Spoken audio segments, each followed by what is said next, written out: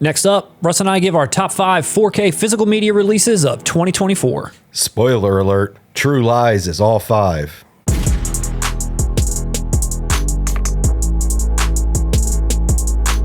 Welcome back to 4K Kings. My name is Matt. I am Russ. And welcome to your home of physical media, movie reviews, and so much more. We're here, Russ, at the end of the year. Very exciting year. I definitely felt as if physical media was alive in 2024. This is our end of year video where we give our top 5 favorite 4K physical media releases that came out this year. All of the titles we pick for our top 5s, they are superior examples of the format in transfer, in audio quality, packaging, and mine and yours as well, I'm assuming, have a personal touch. There's a little bit of a backstory. They touched my soul in some way, shape, or form. But before we get into the list, we are giving away a 4K release of The Raid from Umbrella Entertainment. We're going to be sharing how at the end of this video, so stay tuned. Who the f*** do you think you're talking to? Kicking it off with number 5, the Sony Steelbook of Taxi Driver.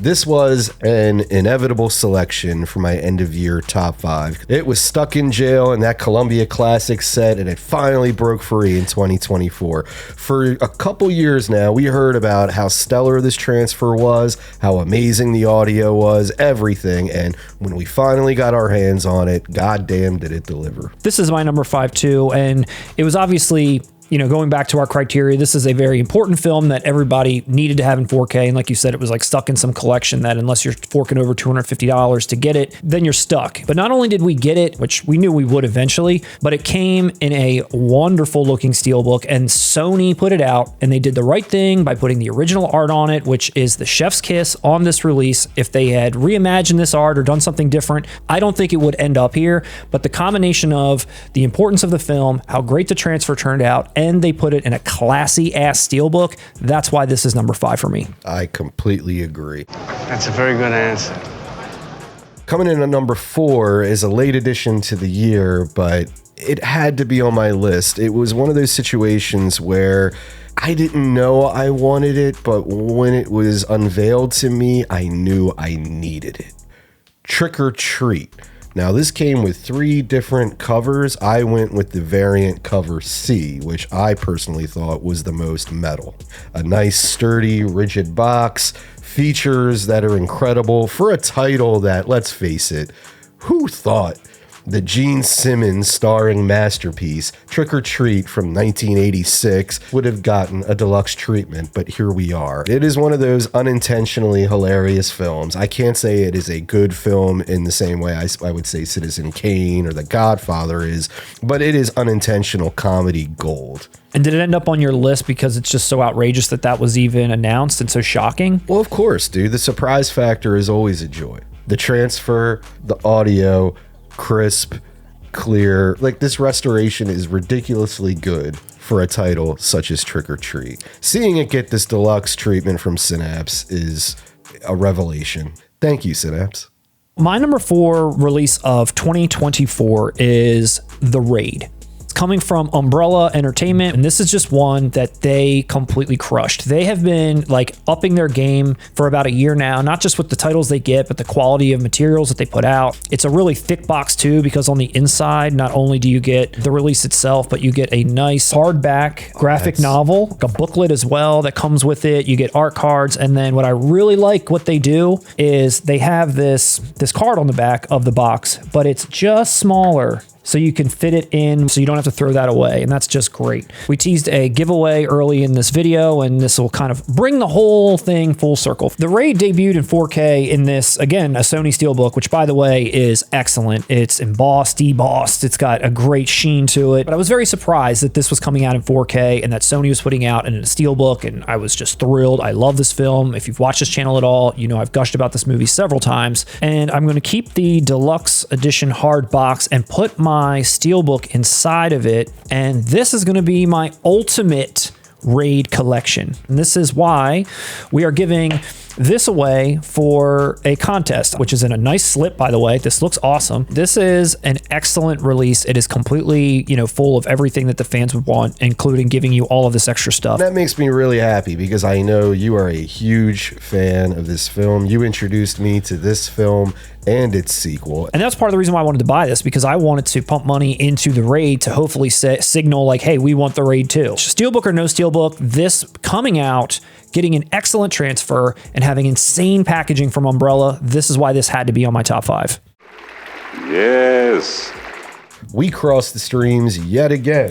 We did cross the streams for number 3. And that is Arrow's Deluxe Collector's Edition of Conan the Barbarian. Oh, Matt, put that one down.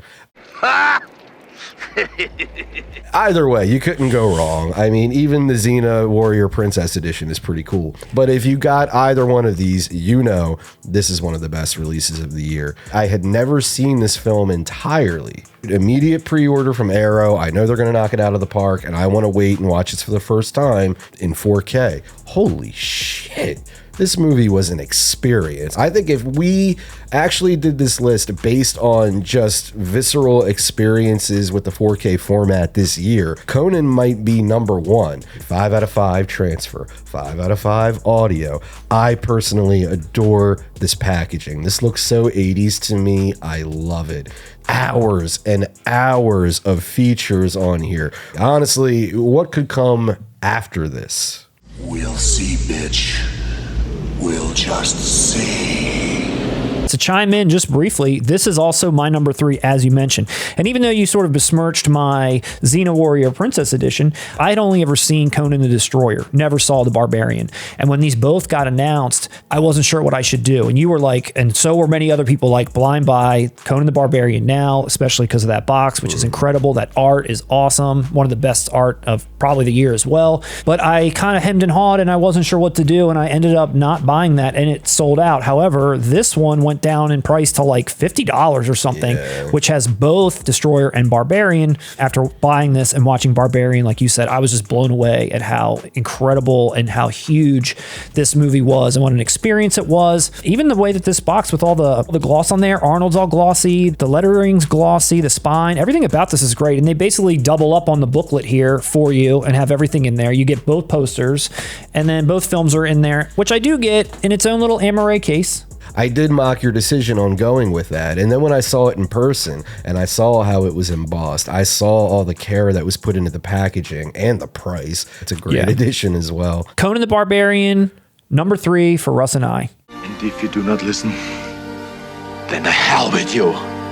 My number 2 for best physical media release is a Nightmare on Elm Street, the UK Collector's Edition that came with the original art steel, as well as this beautiful hard outer box that resembles a like VHS clamshell. This one made the top 5 for obvious reasons. The film itself has been sought after, thirsted after for years since this format was created. And now it's finally here. And it was a matter of time when. We all knew it would get there, but it was like when. And now it finally is here. Obviously, there's always a little bit of some worry about what transfers are going to look like. And, with a lot of AI stuff out there, like who knows if they're going to like bastardize this thing, which they absolutely did not. Ultra high definition. Again, going back to the packaging, this is Warner Brothers we're talking about, and they are so hit or miss.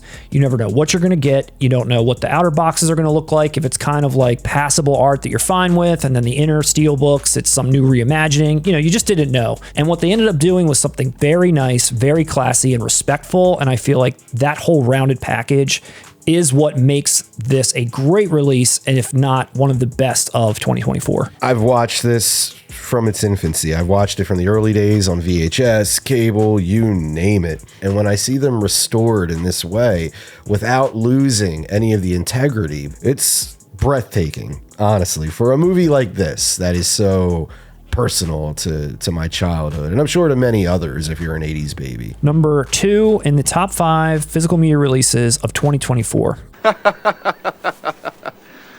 My number 2 picks, I had to combine them, dude, and that is the 1-2 punch of Happiness and Gummo.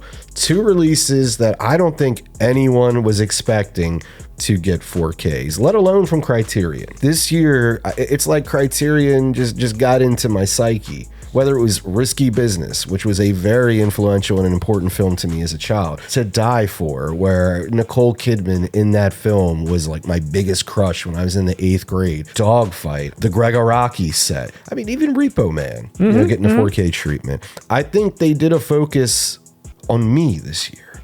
To happiness.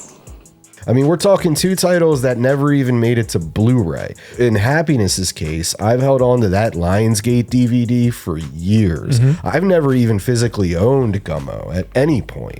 The fact that Criterion, of all labels, did us the ultimate solid of solids, thank you.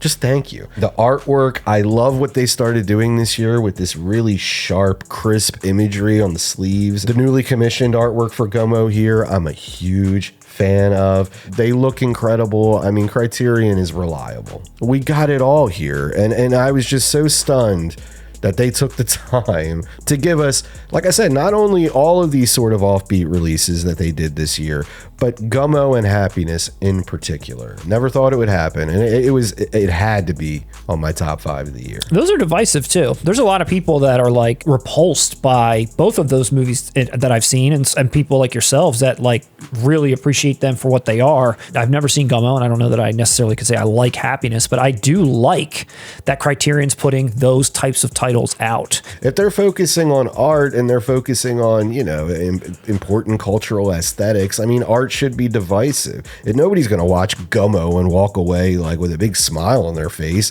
They're going to have opinions about it. You're going to be talking about it, and that's what great art does. And I love that Criterion is making sure that not only are we getting the restorations, but we're preserving challenging films like that. Not just films like Twister. God, he sucks. And now we're at the top of the list, our number 1. Before we give our number 1, did you want to give a couple of honorable mentions, things that almost made the list but didn't? 2 honorable mentions that almost made my top 5. I don't think we could talk about 2024 and physical media without mentioning the 4K release of The Crow. This delivered. Everything about it looks great, sounds great. I hope everyone out there picked this up. Classic film, one of 2024's best. Next up is Brian De Palma's underrated gem, Body Double, which received the Sony Steelbook treatment. I was expecting a Kino release, honestly.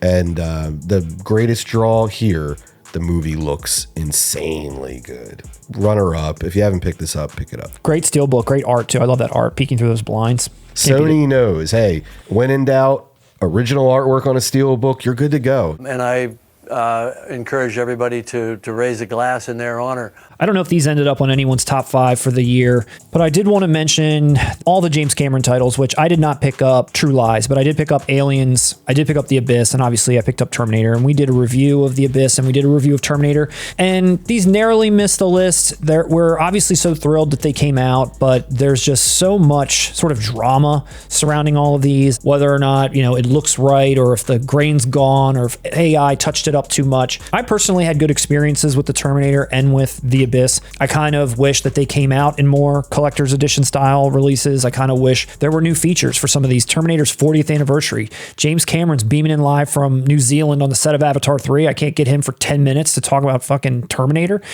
He's not having a good day. The reviews and some of the feelings around it weren't great, but I do want to at least highlight them. They did come out. We do have these. That's why it made it on my honorable mentions list. But I also would be remiss if I didn't share The Zombie Army, which I starred in, that should have made Russ's top 5, but maybe it still did. Will this be your number 1? The film that I starred in. If you pick this up, Vinegar Syndrome partner labels, Saturn Films or whatever, I'm in this. I star in it. My dad shot it and edited it. It's a Delaware joint. Delaware joint. Big ups to Delaware. Delaware. Hi. I'm in Delaware. The number 1 pick of the year. If you've watched this channel enough, you know that The Hitcher just is it. And this was the year of The Hitcher, even outshining Nightmare on Elm Street a little bit, which I feel like is an interesting thing to say. But kind of like I mentioned for Nightmare on Elm Street, we knew Nightmare on Elm Street was going to come out. People thought The Hitcher was like lost, and even with all the announcements Second Sight was making about it, and they teased this for so long that people were just, I feel like, having like a nervous breakdown every single day. Like, is this the day that we're finally going to hear? And finally, you know, something came up. 2 weeks, the pre-order will be up. Everyone was counting down. I know, dude. Remember, we even had pre-orders in. We're like, oh my God, are they going to get canceled because of the rights issues? Yeah. Are we going to be stuck with just a standard Amaray case of this beautiful release? And everything worked out just fine. Sturdy, rigid box, beautiful artwork indicative of the movie itself. The extras, insane. The transfer, beautiful. The sound, incredible. The film blew me away. Couldn't believe it took me this long to watch this movie. Second Sight.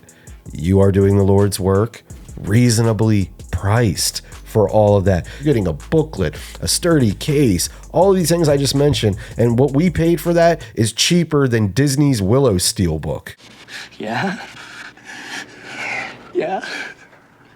The script is in here. There's a hardback book with all types of interviews. They've got this in a digipack, the discs themselves. It's a little bit of a far cry from the traditional sort of color scheme and art that you remember from the original, but this really captures the movie. Like, this is the ending of the movie, basically. It looks like dusk. Yes. While the original artwork is iconic to a degree, it's video store iconic, I don't think it represents the movie at all. I feel like that original artwork gives a completely different vibe of what the film is. Second Sight, they don't churn them out as fast as, say, like Arrow and everybody else, where there's like a monthly slate of like 5-6 releases. These come out 2 at a time, maybe, you know, every month or so. They made our top 5 list, what was it, 2 years ago with The Guest and Drive. I mean, they are awesome, and they've done it again. Second Sight, we know you're watching.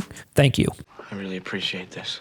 Not only was it a great year for physical media, like I said, it was a great year for certain niche titles, certain ones that you just weren't expecting to hit, and we got the Nightmare on Elm Streets as well. So let's give away The Raid. We're going to be giving away this copy of The Raid in 4K from Umbrella Entertainment Australia to one lucky viewer out there. Down below, tell us your favorite release of 2024 and why. Once this video hits 100 comments, we will select our favorite, and we will reach out and we will send this to you free of charge. If you're in the US. International will pay the cost of shipping. Thank you so much for watching this video. Let us know below what your favorites were. Did we miss the mark? Which ones did we miss? Which ones do you agree with? We will be back in 2025, early January, with more movie reviews, more physical media news. You don't want to miss the 4K Kings in 2025. You want to join our 4K Kingdom.